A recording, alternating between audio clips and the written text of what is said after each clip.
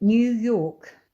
My new agent at Robbie Lance had just sold my autobiography, Albany Park, and I was going to see a producer on 92nd Street. All I remembered was I wore yellow, and the car which stopped at the door I was approaching also had a touch of the same yellow, as well as purple and pink. And the guy was in a huge hurry, and he jumped from the car and left it, doors swinging open, maybe engines still running, as he ran into the building and sped into the lift. I followed him in, and the doors gripped shut.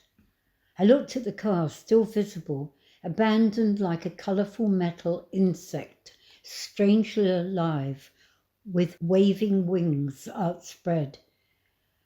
He crouched in the corner of the lift, and I assumed he was on the run, but not dangerous. In fact, he looked familiar. He spoke.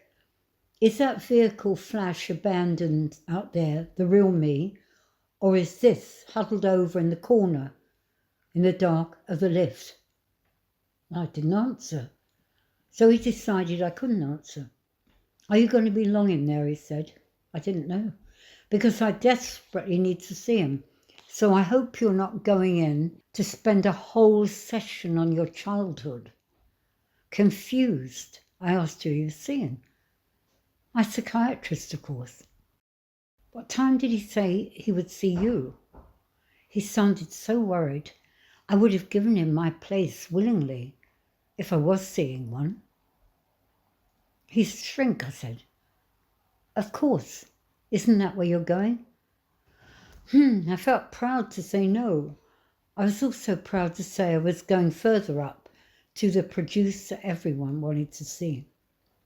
"Oh yes, Mr. Maybe." He straightened up, as though the information belonged with a colourful car.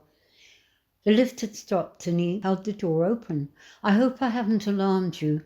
Mr. Maybe upstairs will alarm you more," and he was gone.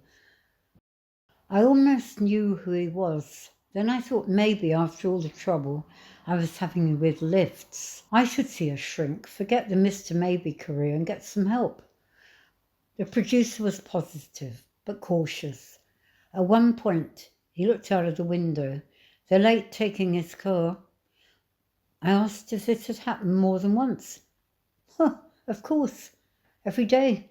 He has that exuberant car, which is the real him, maybe, and the other is covered up in a dark corner of the lift. "What's his name?" "Woody Allen." "Of course.